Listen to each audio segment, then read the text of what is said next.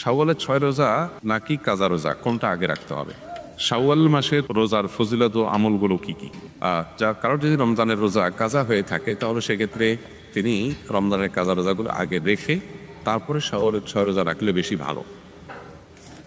কারণ যে হাদিসে শাওয়ালের 6 রোজার ফজিলত রয়েছে সেখানে রমজানের রোজাগুলোর ব্যাপারে বলা হয়েছে। নবী সাল্লাল্লাহু আলাইহি ওয়াসাল্লাম বলেছেন, মান সামা রমাদান সুম্মা আতবা'আহু সিত্তাম মিন শাওয়াল, যে ব্যক্তি রমজানের রোজা রাখলো এরপরে শাওয়ালের 6 রোজা রাখলো। তো এই হাদিসে বোঝা যাচ্ছে রমজান রোজা রেখে তারপরে রাখতে বলা হয়েছে। এখন রমজান রোজা দিয়ে আপনার গ্যাপ থাকে কয়েকটা, মিস থাকে কয়েকটা, এগুলো রেখে তারপর আপনি শাওয়ালের রোজা রাখলে এটা সবচেয়ে সেফ এবং সবচেয়ে ঝামেলা মুক্ত। আর যদি বলেন যে না আমার এত বেশি ভাঙতি রোজা মিশছে বা যে কয়টা রোজা মিশছে সেগুলো রেখে আবার শাওয়ালের 6 রোজা রাখা আমার জন্য টাফ হবে, তাহলে আপনি আগে শাওয়ালের 6 রোজা রাখলেও ইনশাআল্লাহ আশা করা যায় আপনার শাওয়ালের 6 রোজার ফজিলত আপনি পাবেন।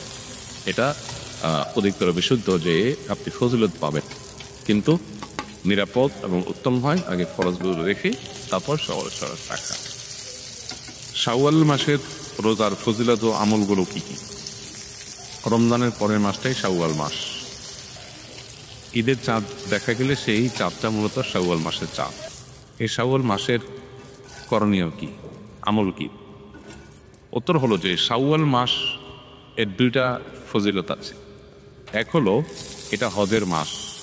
আল্লাহ তাআলা বলেছেন আল হজ্জু আশহুরুম মালুমাত, কয়েক মাস এটা হজের মাস হিসাবে বিবেচ্য। এর ভিতরে শুরু হয় শাওয়াল দিয়ে, শেষ হয় জিলহজ দিয়ে। এখন প্রশ্ন উঠতে পারে হজের কার্যক্রম তো হয় জিলহজের 8 থেকে 13 তারিখ, তাহলে শাওয়াল মাস কিভাবে হজের মাস পায়? এর উত্তর হলো কেউ যদি হজ স্টার্ট করতে চায় শাওয়াল মাসে সে স্টার্ট করতে পারবে, অর্থাৎ হজের উদ্দেশ্যে এহরাম পরে মক্কায় ঢুকে গেল, শাওয়ালে স্টার্ট হয়ে গেল, ওমরা করো, বাকি হজের অপেক্ষা করতেছে। এটা পার্ট অফ হজ। যখন কেউ তামাত্তু হজ বা কেরান হজের নিয়ত করবে সে শাওয়াল থেকে শুরু করতে পারে। তো সে অর্থে এটাকে হজের মাস বলা হয়েছে।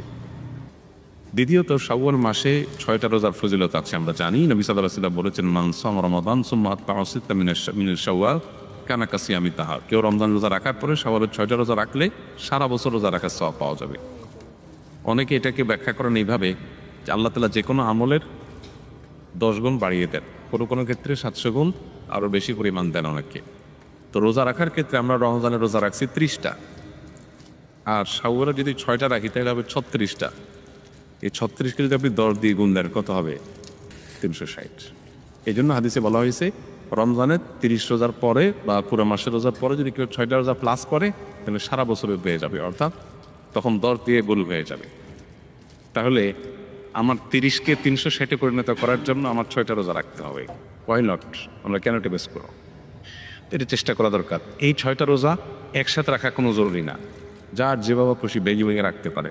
কারোর ছুটির দিন শনিবার শুক্রবার, তিনি এই দিন রাখলেন, কেউ অন্যদিন রাখলেন, আজকে 2টা রাখলেন, আবার এক সপ্তাহ পরে 2টা রাখলেন, যেভাবে খুশি রাখতে পারেন। পুরো মাসের মধ্যে রাখতে হবে, এটা হলো মূল কথা।